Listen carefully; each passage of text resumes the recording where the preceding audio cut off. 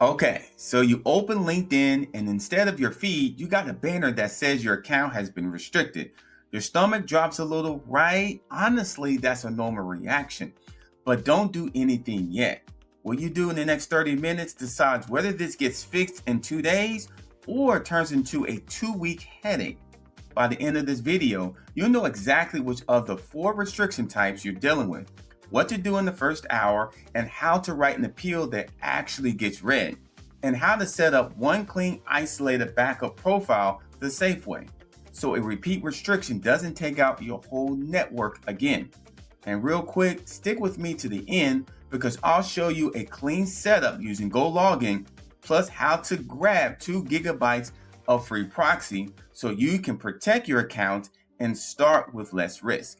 Here's the thing people get wrong first. LinkedIn isn't running a simple counter that says too many clicks, you're banned. It's reading a pattern, your activity over time. A sudden jump from quiet to busy looks way more suspicious to their network than a steady, boring activity. Keep that in your head because it explains almost everything else in this video. Checkpoint.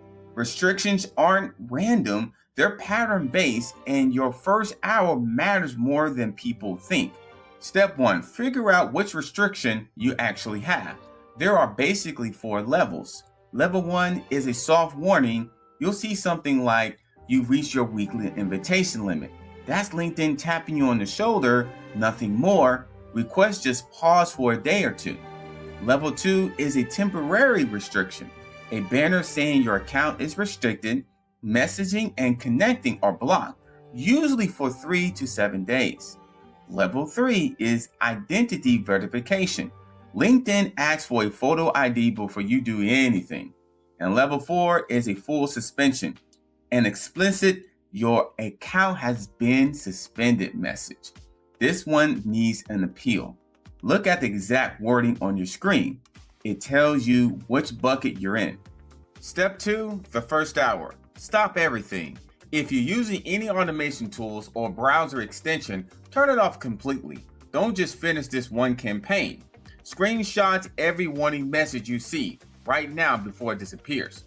If you still have partial access, export your recent activity, sent requests, message logs, because this is your evidence for later.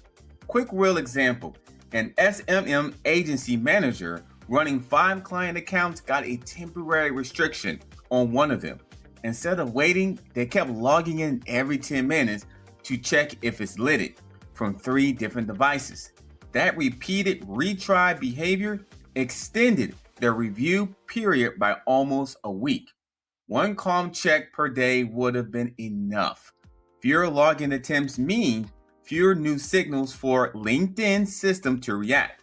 Checkpoint. Classify the restriction. Freeze all activity. Document everything. That's your first hour done. Step 3. Diagnose why it happened so you don't repeat it. Common triggers: sending requests at fixed robotic intervals exactly every 60 seconds is a dead giveaway of a bot. Running 24/7 with no breaks, going from 5 actions a day to 100 overnight, having an acceptance rate under 15%, meaning most people are ignoring or declining you. Any of those ringing a bell? That's probably your cause.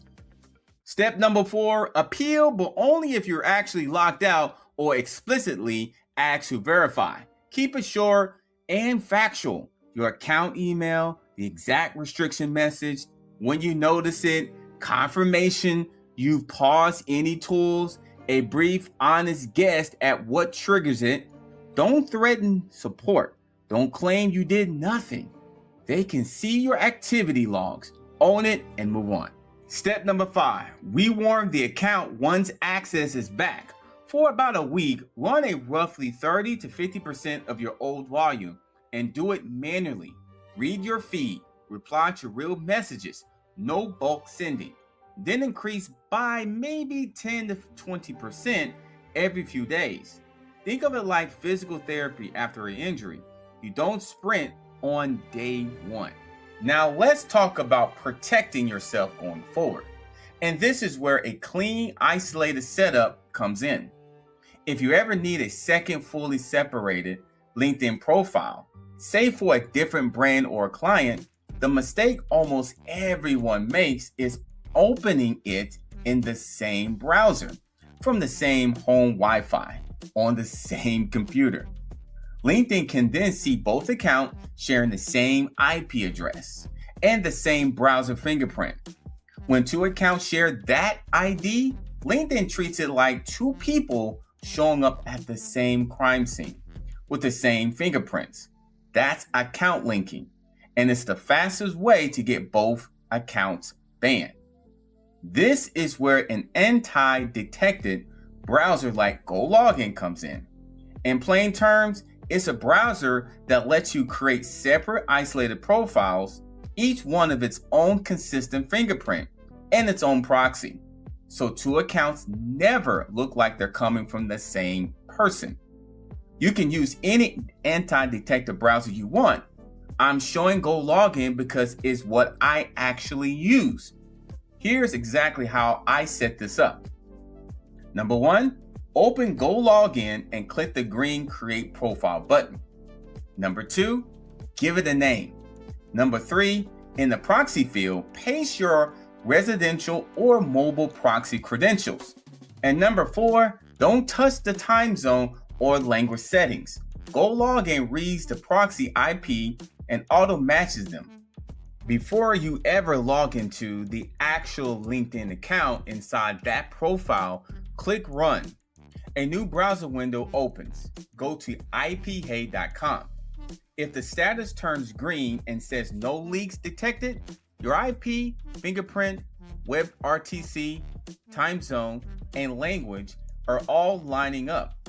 That's what clean looks like. If anything is red or mismatched, don't log in yet. Quick wheel example. An e-commerce seller running 3 storefront LinkedIn pages tried logging into all 3 from one regular Chrome window. Within 2 weeks, LinkedIn flagged all 3 as linked and restricted 2 of them. Separate GoLogin profiles, each with its own proxy, would have kept those 3 completely isolated. Honest moment, residential and mobile proxies cost more and load a bit slower than cheap data center proxies. That's the trade-off. You're paying for trust, and a clean setup doesn't guarantee 0 restrictions. It just dramatically lowers your odds, and anyone promising a 100% guarantee is selling you something. Common myth, quickly. Incognito mode is enough. Reality, it hides cookies, not your IP or fingerprint. One anti-detective browser hides everything, no matter how you behave. Reality, robotic timing still gives you away. More accounts automatically means more results. Reality, 2 well-run accounts usually outperform 5 sloppy flag ones. If you're doing this at real scale, dozens of accounts, you need a sticky IP per account and staggered daily schedules. And if it's a team, only one person operates each profile at a time. A few if-then rules to keep in your back pocket. You've reached your weekly invitation limit. Soft warning, pause, 48 to 72 hours. LinkedIn asks for an ID on a brand new profile. Slow down and warm it manually first. IPhay shows a mismatch. Regulate the profile before logging in. 2 accounts look linked. Check if they ever shared an IP or fingerprint and separate them immediately. So to recap, classify your restriction, freeze activity and document it, diagnose the real trigger, appeal calmly if needed, rewarm slowly, and if you're running more than one account, keep your profile isolated with its own fingerprint and proxy. Verify clean on IPhay before you ever log in. If you want to replicate this exact setup, grab your 40% off and claim the 2 gigabytes of free proxies. Click my link in the description or the pinned comment. That's it. Stay calm, stay clean, and I'll see you on the next one.